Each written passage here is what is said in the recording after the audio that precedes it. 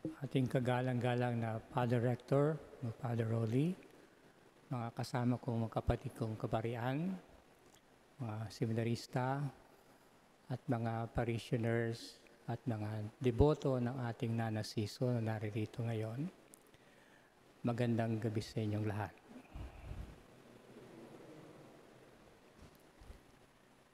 Nabanggit sa akin ni Father Rector, ito ang mga araw ng evaluation. Palagay ko'y marami na nagdadasal sa inyo. Naway makalampas kayo sa evaluation ito.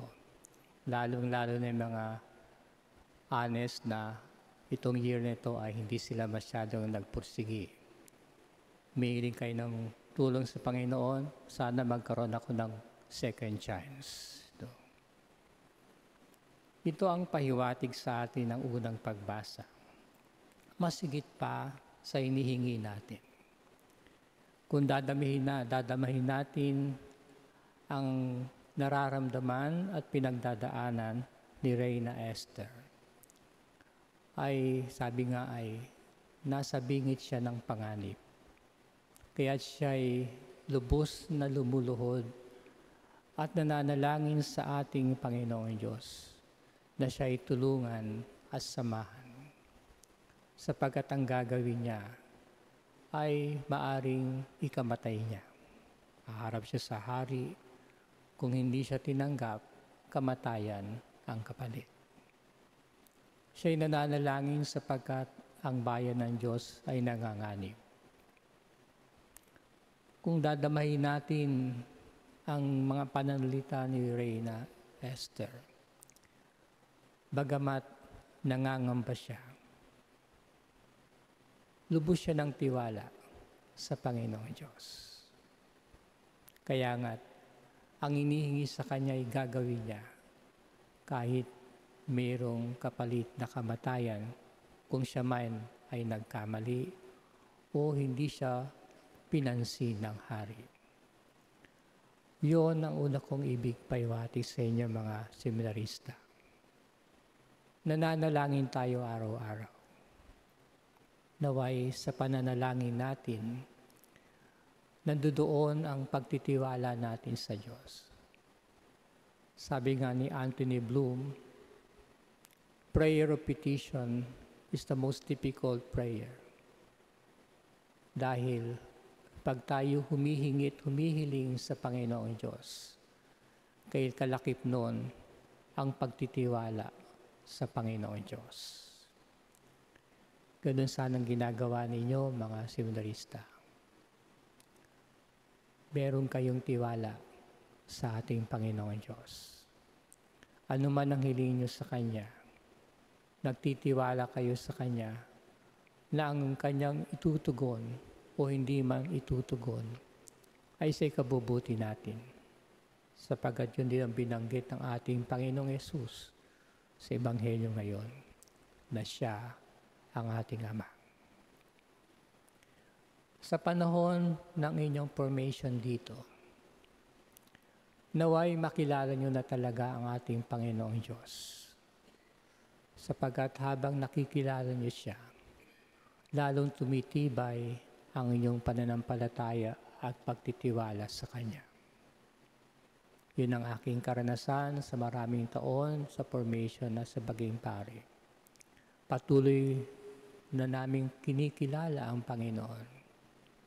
Habang lumalalim, mas naunawaan namin na ang mahalaga ay hindi ang tinanggap na biyaya.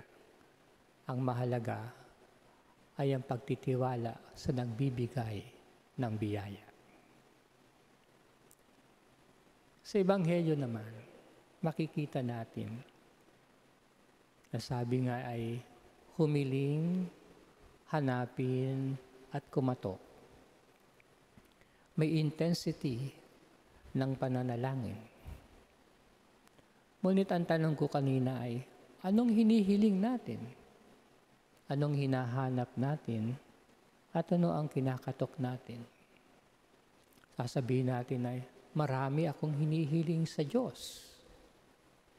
Marami tayong pangangailangan. Yun nga ba talaga ang ibig ipahiwatig sa atin ng banal na ebanghelyo? Ang halimbawa ni San Agustin at ni Saint Charles de Foucault ay mas magbibiging liwanag sa atin anong ibig sabihin ng to ask, to seek, and to knock. Ang dalawang santong ito ay buong buhay nila, lalo-lalo ng kanilang kabataan. Sa puso nila, bagamat taliwas ang kanilang pamumuhay, makamundo ang kanilang mga ginagawa sa buhay. Yun ay tanda na may hinahanap sila. Ang kanilang makamundong ginagawa ay para lang mapuno ang nasa kanilang puso na hindi maibsan, hindi mapunuan ng mga bagay-bagay na kanilang ginagawa. Alak, babae, atensyon, lahat na ay kanilang ginawa. Dahil sa kanilang puso, may hinahanap sila. Naghahanap sila, humihingi sila. At nang kumatok sila'y nakita nila ang kanilang hinahanap. Ang tunay na Diyos, ang tugon na nagbibigay ng kahulugan sa kanilang buhay. Yun ang pundasyon, yun ang base ng lahat ng ating panalangin. Lahat ng ating hinihingi ay sana'y tumugon sa pangunahing pangangailangan natin. Makilala natin ang Diyos. Sabi nga ni Brother Charles, once I know that God exists, I believe. Nakilala niya ang Diyos. Nagtiwala siya sa Diyos. Yun, mga kapatid, maring hindi nararamdaman ito. Ngunit sa mga taon ng inyong formation, makikita ninyo ang sentro ng buhay ninyo sa seminaryo ay ang panalangin. Simula pa lang ng araw natin, ng umaga, pagkagising natin ay nananalangin na tayo. Magmimisa tayo.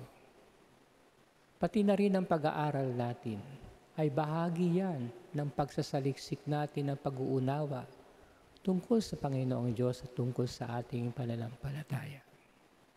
Hindi lang para kayo matuto, kundi para magkaroon kayo ng malawak na kaisipan upang masaklaw kahit papano ang misteryo ng Diyos. Masyadong malawak ang Diyos. Hindi kaya natin saklawin ng Diyos. Ngunit sana sa inyong pag-aaral, sa inyong formation, nakikilala nyo ang Panginoon Diyos. Sa hapon at sa gabi, nananalangin tayo. Ngayon sa aming parokya, Thursday, every Thursday, Sacred Heart, sinunod namin yung sinabi kay Margaret Mary ng Panginoong Diyos. Make this Thursday a day for me, especially 11 to 12 in the evening. Go to the Blessed Sacrament. Sinimulan namin ito ngayon, itong taon. Every Thursday, may mga parishioners from 5 o'clock to 12 o'clock in the evening, in the morning, early morning. Nagtatanod sila. Nandoon sila sa Blessed Sacrament nananalangin. Ang pangarap ko, naway pagkatapos ng isang taon, hindi sila magsawa, kundi lalo pang tumindi ang kanilang para bang paghahanap sa Panginoon Diyos. Pag yun ay nangyari, yun ay tanda sa akin na may nangyayari sa kanilang pananalangin. Maswerte kayo. Sapagkat araw-araw, meron kayong pagkakataon upang manalangin at makasama ang Diyos. Nakakalungkot, may mga seminarista, after so many years in formation, nagsawa sila magdasal. Mga lumalabas, di ba ilang taon, hindi sila nagsisimba. Hindi sila nagpe-pray. At bakit? Sawa na kami. Ibig sabihin nun, nung nasa loob sila ng seminaryo, hindi naging mahalaga sa kanila ang panalangin.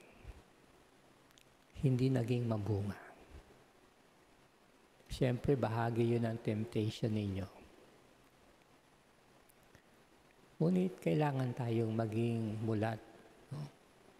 Kung gusto nating maging makabuluhan ang buhay natin dito at ang buhay pananalangin, lagi nating titignan, sino ba ang hinahanap ko?